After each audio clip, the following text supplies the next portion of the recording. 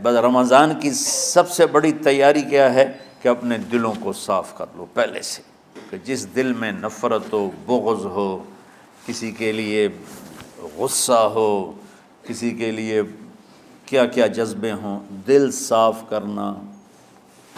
ہمارے گھروں میں روزانہ جھاڑو ہوتا ہے، یہاں مدرسے میں روزانہ صفائی ہوتی کہ نہیں ہوتی؟ چونکہ دنیا کی اصل گندگی ہے تو جھاڑو ہاتھ سے نہیں چھوٹ سکتا۔ حرم شریف میں دیکھا کیسے چاروں طرف خدام پھر رہے ہوتے ہیں برش لے کر، تو دل پہ غبار ایسے آتا ہے جیسے صحن میں غبار آتا ہے، دل پہ گندگی ایسے آتی ہے جیسے صحن میں آتی ہے۔ تو ہم نے نظام بنایا ہوا ہے، لوگ مقرر ہیں وہ روزانہ جھاڑو دیتے ہیں۔ تمہارا دل ایک آنگن ہے، ایک صحن ہے، اس میں بغض، نفرت، حسد، پتہ نہیں کیا کیا گندگیاں آئیں گی اور آتی رہیں گی۔ بچوں ایک کام کرو، جھاڑو پکڑ لو، صاف کرو۔ یا اللہ معاملہ تجھ سے کرنا ہے، لوگوں سے نہیں۔ کسی نے برا کہا، کسی نے غیبت کی، کسی نے گالی دی، کسی نے دھکا دیا، کسی نے حق مارا، کسی نے کچھ کیا، یا اللہ تیرے سپرد میں نے اپنے دل کو سب سے صاف کیا، میں نے اپنے دل کو سب سے صاف کیا۔ یہ اتنی بڑی عبادت ہے کہ بڑے بڑے نفلوں والے، تہجد والے، حج عمرے روزے والے تمہیں نہیں پکڑ سکیں گے، کیونکہ اس کا کرنے والا دنیا میں کوئی نہیں۔ نفل پڑھنے والے تو بے شمار ہیں، عمرے کرنے والے بے شمار ہیں، علماء بے شمار ہیں، حاجی بے شمار ہیں، سخاوت کرنے والے بے شمار ہیں، لیکن اس ٹکڑے کو صاف کرنے والا لاکھوں میں ایک بھی نہیں ہے۔ مشکل کام ہے، آپ یہ سیکھ لیں، صاف کرو، صاف کرو، صاف کرو۔ یہ رمضان کی سب سے بڑی تیاری اور علم کو حاصل کرنے کی سب سے بڑی چابی ہے کہ اپنے دل کو کھلا کر لو۔ کوئی چیز خالی ہوگی تو کچھ آئے گا۔ جس دل میں بغض بھرا ہو، نفرت بھری ہو، حسد بھرا ہو، کینہ بھرا ہو، اس میں خاک آئے، اس میں تو علم کی ایک کرن بھی نہیں آئے گی۔ اس زبان سے چاہے جتنے مرضی موتی بکھیرے، دل اس کا اندھا ہوگا۔ لا تعمى الابصار ولكن تعمى القلوب التي في الصدور۔ یہ آنکھوں سے اندھے نہیں، دل سے اندھے ہیں۔ تو بچوں اپنے دل کو صاف کرنا سیکھو۔ وہ کتنی مشہور حدیث ہے، آپ نے کہا اس دروازے سے ایک جنتی آ رہا ہے، تو ایک انصاری صحابی داخل ہوئے، جوتا ہاتھ میں، داڑھی میں وضو کا پانی۔ اگلے دن اس دروازے سے ایک جنتی آ رہا ہے، تو ایک صحابی آئے، ہاتھ میں جوتا، داڑھی میں وضو کا پانی، وہی صحابی۔ اگلے دن اس دروازے سے ایک جنتی آ رہا ہے، تو وہی صحابی 3 دن جنت کی بشارت لی انہوں نے۔ اس صحابہ کی جماعت میں ایک شخص ہیں جن کا نام ہے عبداللہ بن عمرو بن عاص۔ ان سے بڑا عبادت گزار صحابہ میں کوئی نہیں تھا، نہ سابقین میں نہ متاخرین میں، نہ پہلوں میں نہ بعد والوں میں۔ ان کی عبادت کیا تھی؟ ساری رات جاگنا، سارے دن کا روزہ، اور ایک ختم قرآن صبح سے شام تک۔ اتنی اللہ نے طاقت دی تھی۔ پھر وہ غلو والی بات آ گئی، ایکسٹریم ہونے والی بات آ گئی۔ ان کی شادی والی رات حجلہ عروسی میں داخل ہو رہے ہیں، دلہن کے کمرے میں داخل ہو رہے ہیں، اور مصلی بچھا کے اللہ اکبر، اور دے نفل تے نفل، دے نفل تے نفل۔ تو ان کی بیگم نے دیکھا تو وہ بھی خیر کا زمانہ تھا، انہوں نے بھی وضو کیا اور پیچھے مصلی بچھا کے وہ بھی فجر تک نفل پڑھتے رہے۔ صبح ہوئی تو حضرت عمرو بن عاص رضی اللہ عنہ نے پوچھا، بیٹی رات کیسی گزری؟ کہا جی ماشاءاللہ آپ کے بیٹے تو بڑے عبادت گزار ہیں، ساری رات نفلوں میں ہی گزری۔ تو وہ ان کو شکایت کر دی۔ حضرت عمرو بن عاص کو اتنا غصہ چڑھا، بیٹے کو تو کچھ نہیں کہا، کتنی حکمت کی بات ہے، سیدھے گئے اللہ کے نبی کے پاس، یا رسول اللہ یہ عبداللہ دیکھیں کیسا نادان ہے، اس کی شادی کی ساری رات نفل پڑھتا رہا۔ تو آپ کہتے ہیں ماشاءاللہ ماشاءاللہ کتنی بڑی بات ہے، نفلوں میں گزر گئی، رات بھی نفلوں میں گزر گئی۔ تو آپ نے حضرت عبداللہ بن عمر کو بلا کے ڈانٹا کہ تو نے مہینے میں 3 دن روزے رکھنے ہیں، بس اس سے زیادہ نہیں رکھنے،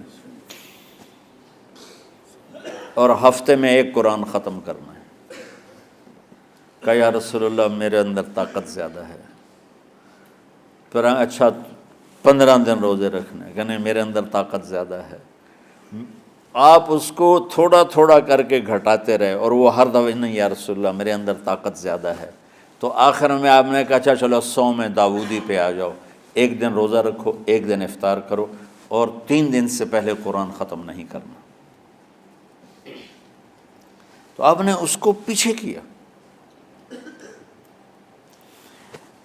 یہ بیٹھے تھے اس محفل میں، ان کے دل میں آیا کیا یہ بزرگ مجھ سے زیادہ عبادت کرتا؟ رات میں ساری جاگتا ہوں، دن روزہ رکھتا ہوں، 1 ختم کرتا ہوں، تو جنت کی بشارت تو مجھے ملنی چاہیے تھی، ان کو کیسے مل رہی؟ یہ کسی کتاب میں نہیں لکھا کہ یہ ان کا جذبہ تھا، لیکن جو کہ میں ان کی سیرت کو جانتا ہوں تو مجھے خیال آتا ہے کہ ان کی نفسیات میں یہ بات آئی ہوگی، چونکہ صرف انہی کو خیال آیا کہ میں جا کے دیکھتا ہوں کہ یہ بزرگ کیا کرتے ہیں۔ تو ان کے پاس پہنچ گئے، چاچا ذرا، وہ ادھیڑ عمر تھے، چاچا وہ میرے ابا تھوڑے ناراض ہیں، تو کچھ دن آپ کے پاس گزار لوں؟ کا بیٹا بسم اللہ آ جاؤ۔ اب رات ہوتے ہی عشاء کی نماز پڑھ کے انہوں نے جلدی سے چادر اوپر لی اور یوں سراغ کر کے ان چاچا کو دیکھنے لگے ایسے کر کہ اب یہ کیا ساری رات سجدہ کرے گا، اور ساری رات روتے روتے روتے روتے مصلی گیلا ہو جائے گا، یا ساری رات رکوع کرے گا، ساری رات قیام کرے گا، ساری رات قرآن پڑھے گا، اس تصور سے یوں دیکھ رہے۔ اور وہ بزرگ صحابی تشریف لائے، سرانے پہ سر رکھا، اللہم بسمک اموت و احیا، ہو گئے۔ اب یہ دیکھ رہے ہیں ابھی اٹھیں گے، ابھی اٹھیں گے، ابھی اٹھیں گے، اٹھے نا، فجر کی اذان پہ اٹھے۔ اب یہ تو حیران پریشان ہو گئے کہ یہ کیا ہو؟ اس زمانے میں تو منافق تہجد نہیں چھوڑتے تھے ڈر کے مارے کہ پتہ نہ چل جائے ہمارے کفر کا، تو یہ چاچا جنت بھی لے گیا تو ستا بھی پیا کہ چلو کل دیکھوں گا۔ اگلی رات پھر چادر سر پہ کر کے اور یوں سوراخ کر کے لیٹے ہوئے اور دیکھ رہے۔ چاچا پھر تشریف لائے اور سرانے پہ سر رکھا، اللہم بسمک اموت و احیا، ہو گئے۔ فجر کی اذان پہ اٹھے، یہ اور پریشان ہو گئے کہ میرا نبی کا فرمان تو سچا ہے، اس میں تو شک بھی کفر ہے، لیکن عمل کیا ہے جس پر اس کو جنت کی بشارت ملی؟ 2 رکعت نفل بھی نہیں۔ اور آج کے دور میں تم میں سے ماشاءاللہ اکثر بچے تہجد پڑھتے ہیں کہ 1 رات اور دیکھوں گا، تیسری رات اللہم بسمک اموت و احیا، ہو گئی ساری رات۔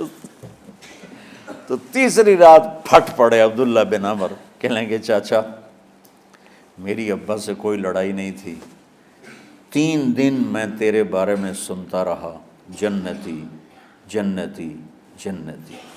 میں دیکھنے آیا تھا کہ آپ کیا کرتے ہیں، آپ تو کچھ بھی نہیں کرتے ہو، ساری رات سوتے رہتے ہو، اب کیا کرتے ہو؟ انہوں نے کہا بیٹا یہی ہے جو تم نے دیکھا ہے۔ اب ان کو سمجھ میں نہیں آ رہا کہ یہ جوڑ کیسے بٹھاؤں، ادھر جنت کی بشارت، ادھر ساری رات خراٹے، اب یہ اس میں جوڑ کیسے بٹھاؤں، کیونکہ نبی کی بات تو غلط ہو نہیں سکتی۔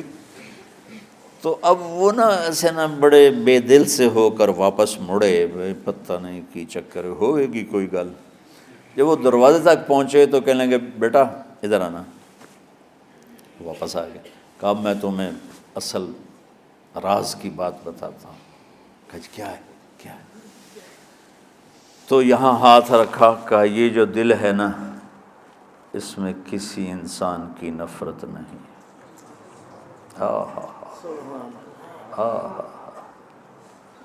اور جب اللہ کسی کو رزق دیتا ہے، عزت دیتا ہے، مجھے کبھی حسد نہیں ہوا، مجھے خوشی ہوتی۔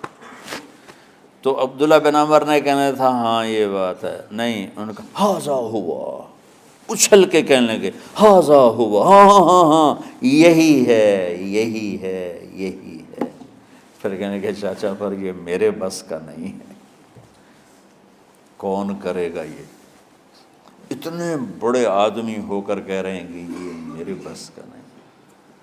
تو بچوں، دنیا میں جنتی بننا ہے اور علم اللہ سے لینا ہے تو اسے صاف کر دو، سب کی نفرت سے۔ سب، اس نے مجھے یہ کیوں کہا، اس نے مجھے یوں کیوں دیکھا، اس نے میرے بارے میں یوں کیوں کہا، اس نے میرے بارے میں یہ کیوں لکھا۔ جس کی تعریف ہوتی میری کتنی برائی ہوتی، صرف تعریف تو نہیں ہوتی، بھرا پڑا سوشل میڈیا مجھے گالیاں دیں۔ اللہ کے فضل سے میرے دل میں ایک ذرے کے برابر کبھی کوئی منفی جذبہ نہیں آیا، آئے تو میں دھو کے صاف کر دیتا ہوں، یا اللہ میں نے اپنے دل کو صاف کیا، میرا معاملہ تیرے ساتھ ہے، کسی کے ساتھ نہیں۔ یہی آپ رمضان کی سب سے بڑی تیاری، علم کے حاصل کرنے کا سب سے بڑا ہتھیار آپ کو یہ نہیں ہے کہ تمہیں کتابیں یاد ہو جائیں، تمہیں اشعار یاد ہو جائیں۔ تو ساری امت سے کہتا ہوں رمضان کا استقبال کرو، دلوں کو صاف کر کے، نفرتوں کو مٹا کے، مذہبی نفرت، دنیاوی نفرت، رشتوں کی نفرت، بول چال کی نفرت، سیاست کی نفرت، لین دین کی نفرت، ان سب سے اپنے دل کو صاف کرو تاکہ رمضان میں اللہ نے علم اتارا، اللہ تعالیٰ آپ کو علم عطا فرمائے، اور باقی لوگ جو عام دنیا میں زندگی گزار رہے ہیں ان کے دلوں میں اللہ رمضان کا نور اتارے اور اپنے اور ہدایت کا نور اتارے۔ یہ سب سے بڑی تیاری ہے اس کی۔ اور کسی سے گلہ ہے، غصہ ہے، ناراضگی ہے، کسی سے بولتے نہیں ہو، ابھی سے شعبان آ چکا ہے، آپ شعبان سے رمضان کی تیاری شروع فرما دیتے تھے، تو اس کی تیاری کیا ہے؟ وہ دلوں کو صاف کرو، معاف کرو، معافی مانگو، تمہارا قصور نہیں پھر بھی معافی مانگ لو، دلوں کو صاف کرو، اور اپنے اور اللہ سے سخاوت مانگو کہ اللہ کو سخی بھی پسند ہے اور صاف دل والا بھی پسند ہے۔